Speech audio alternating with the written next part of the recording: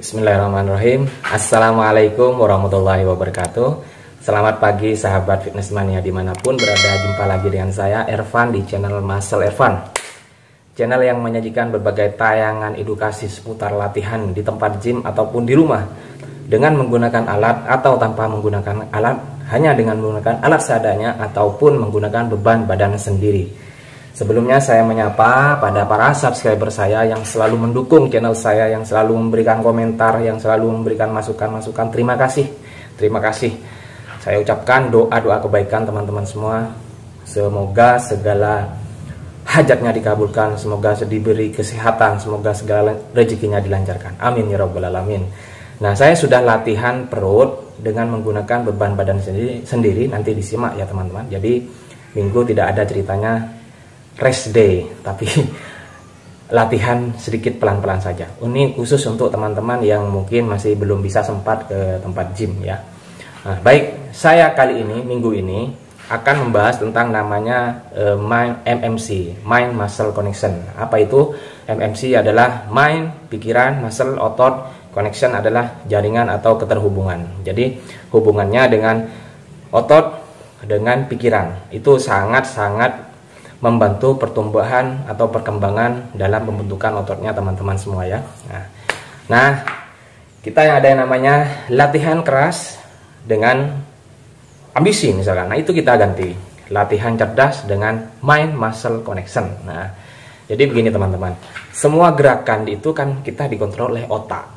Semua gerakan kita mau bertepuk tangan, kita mau berjalan, kita mau duduk, kita mau berdiri dan semacamnya, itu semuanya dikontrol oleh otak.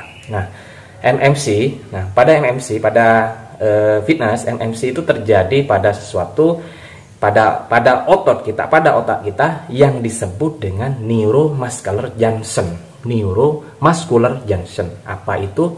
Nah, itu adalah di mana disinilah pikiran kita akan terkoneksi dengan otot. Nah, ketika terkoneksi, otak ini akan melepaskan zat yang disebut dengan asetilkolin. Nah, yaitu neurotransmitter yang akan menstimulasi otot untuk berkontraksi. Nah, paham ya teman-teman ya? Jadi akan melepaskan namanya zat yang disebut asetilkolin. Paham? Nah, terus bagaimana itu caranya, Mas? MMC agar terjadi pada kita ataupun pada waktu kita latihan. Nah, yang pertama caranya melakukan MMC adalah yang pertama kita melakukan pemanasan dulu. Jadi kita tidak penting ketika kita langsung main bench press kita langsung angkat beban yang paling berat. Jangan. Pemanasan dulu 15 sampai 20 repetisi dengan beban yang paling ringan. Nah, kenapa? Karena pentingnya pergangan itu yang pertama adalah untuk menghindari resiko cedera. Karena juga ini MMC beda dengan progresnya dengan program yang biasanya teman-teman lakukan. Misalkan main superset, dropset, ini beda. Sama saja sebenarnya. Kalau diterapkan sama, diterapkan kepada dropset, superset ada di bagian di dalamnya MMC. Nah, tapi saya di sini tidak berbicara tentang superset ataupun dropset. Saya hanya berbicara tentang MMC itu.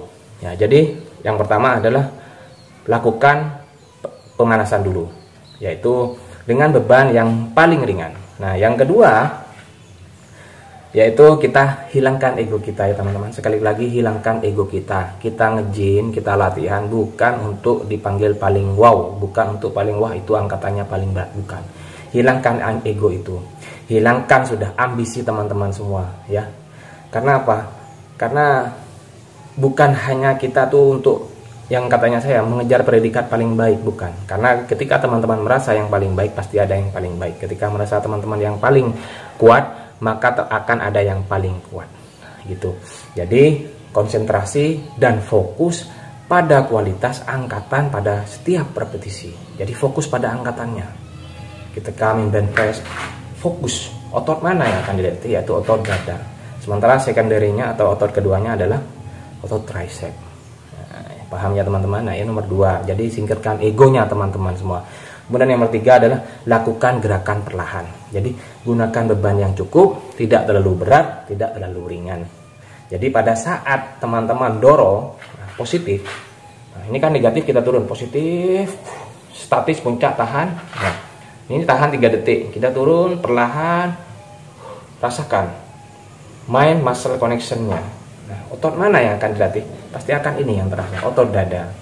Nah, makanya negatif, dorong, positif, statis tahan 3 detik, turun lagi. Nah, itu terus sudah, paling tidak ambil 10 repetisi ataupun 8 repetisi tidak masalah, asalkan itu bebannya tidak terlalu berat sama tidak terlalu ringan. Nah, kemudian yang terakhir adalah lenturkan otot yang sudah teman-teman latih. Yang ditargetkan antar set itu lenturkan sudah. Jadi relax. Karena pada saat dilenturkan itu akan memaksa tambahan darah ke otot untuk memompa otot itu lebih jauh atau lebih berkembang. Jadi pentingnya ketika pergangan ataupun pelemasan ketika sedang jeda antar set. Jadi teman-teman ketika bench press jangan main yang lain, sudah relax, lemaskan. Jadi itu akan memompa darah otot kita biar lebih berkembang. Nah, jadi paham ya teman-teman ya. Terima kasih. Semoga berkenan, semoga bermanfaat dan tidak pernah bosan-bosannya untuk selalu mendukung channel saya edukasi, karena memang gerakannya seperti itu. Tapi fokusnya latihannya, hasilnya, benefitnya luar biasa. Jadi jangan dengarkan omongannya orang yang gini-gini ya. Paham ya teman-teman ya. Terima kasih. Jangan lupa dukung terus channel saya Marcel Irfan, like, comment, and share sebanyak-banyaknya. Terima kasih. Assalamualaikum warahmatullahi wabarakatuh.